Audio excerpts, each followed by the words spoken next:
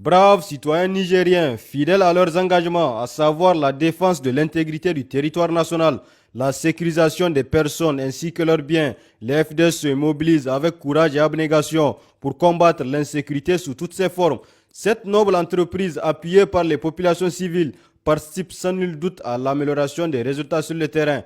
Entre le 2 et le 5 juin 2024, nos vaillantes forces ont mené plusieurs opérations salutaires sur les différents fronts, dont voici les plus marquantes. Dans la région de Tilaberi, au sein de l'opération Al-Mahaou, dans cette région, le début de la semaine a été essentiellement marqué par une série de 4 arrestations. À ce titre, 2 individus suspectés de ravitailler les terroristes ont été interpellés à Damaitoka. Le troisième a été pris à Gao pour avoir participé à l'attaque de Toulouse-Damissa, où les FDS ont perdu 6 agents. Et le dernier a été interpellé à Tamoules pour complicité avec les GAT. Les 4 présumés terroristes ont été mis à la disposition des services compétents pour les procédures d'inculpation. Dans le cadre de l'opération NIA menée sur la rive droite du fleuve, dans la dynamique de faire entrave à la mobilité des terroristes dans la zone, les contrôles de zone rigoureux qui se poursuivent ont abouti en fin du week-end dernier à l'interception de carburant destiné aux criminels. En effet, c'est lors d'une patrouille menée sur la route Niamey-Namaro que nos agents ont saisi la cargaison estimée à hauteur de 1000 litres. Dans la foulée, dans les environs de Kakassi, une autre unité a surpris un malfrat pendant qu'il creusait un trou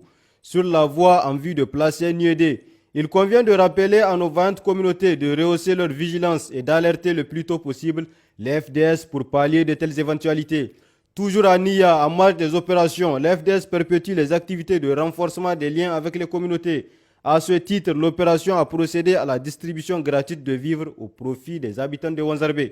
Dans la région de Tilia, dans le cadre de l'opération Tarhanakal, l'exercice militaire national Tarhanakal s'est conclu le 3 juin, après près de 2 semaines d'entraînement intense, comme prévu par le calendrier établi. La cérémonie de clôture qui a eu lieu dans la région de Tilia était présidée par le général de brigade Moussa Salaou Barmou, chef d'état-major des armées. Plusieurs autorités civiles et militaires ainsi que des délégations des pays partenaires dont le Tchad et le Togo étaient présents. Cette cérémonie a été marquée par une impressionnante démonstration de tir à balles réelles, soulignant la réussite de ce premier entraînement conjoint entre les forces armées des 3 pays de l'AES et ses 2 partenaires. En clôturant l'exercice, le général de brigade a invité les participants à observer 1 minute de silence en hommage aux victimes du terrorisme, mettant en relief la gravité de la menace sécuritaire qui pèse actuellement sur nos États. Il a par la suite félicité et remercié les pays partenaires pour leur engagement indéfectible, tout en précisant que l'exercice Tarhanakal constitue une réponse stratégique aux menaces de groupes armés terroristes et aux risques de déstabilisation nationale.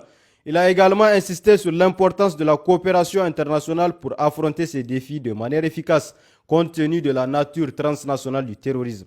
En rappelant l'adage qui veut la paix prépare la guerre, le chef d'état-major des armées a justifié l'importance de cet exercice pour la préparation opérationnelle et tactique des troupes. Auparavant, dans son adresse, le président de l'exercice, le colonel-major Mamansani Kiew, a quant à lui présenté le bilan des activités réalisées, mettant en avant les objectifs militaires et civils atteints. En effet, en plus du bilan opérationnel, il a fait le point sur le plan sanitaire où plusieurs malades ont bénéficié de consultations ophtalmologiques, chirurgicales, dentaires.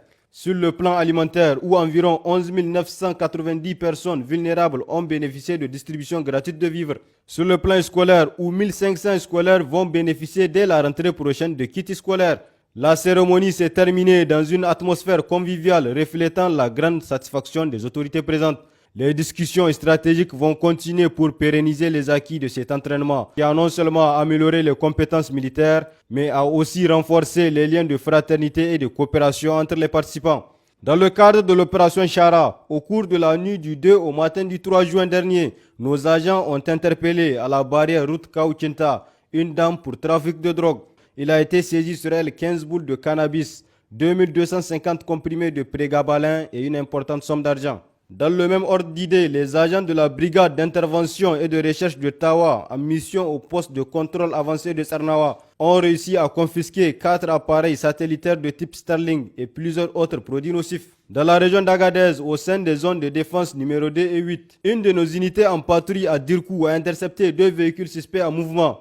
Après immobilisation des 10 véhicules, les 3 occupants qui seraient des potentiels bandits armés ont été arrêtés. En effet, il a été retrouvé dans leur téléphone portable des séquences de filmage faits des dispositifs militaires se trouvant le long du trajet. Dans la soirée d'hier 4 juin, au cours d'une patrouille de routine exécutée dans les environs de Inabangrit, Nos forces ont réussi à intercepter un véhicule suspect après une courte poursuite et des tirs de sommation. La perquisition ayant suivi a permis de saisir un fusil AK-47 muni de son chargeur garni, une importante quantité de drogue ainsi que plusieurs appareils moteurs, probables pièces de réchange des bandits armés. Dans le secteur de Niamey, au sein de l'opération Inchinkasa, le lundi dernier, 2 individus suspectés d'appartenir à des entreprises terroristes ont été arrêtés par nos soins dans le secteur de Tondikware. Ils sont mis à la disposition des services compétents pour élucider leurs intentions réelles.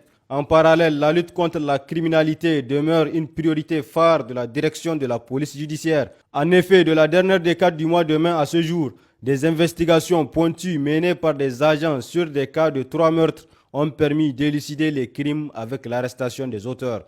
Chers compatriotes, nous vous exhortons à continuer le soutien à nos vaillantes forces de défense et de sécurité en maintenant et renforçant votre mobilisation pour vaincre les ennemis de l'intérieur comme de l'extérieur. À cet effet, nos lignes vertes restent disponibles 24 heures sur 24. Pour les forces armées nigériennes, le 40-40, pour la police nationale, le 83-83. Vive le Niger libre et souverain, vive les forces de défense et de sécurité, vive les citoyens résilients et engagés.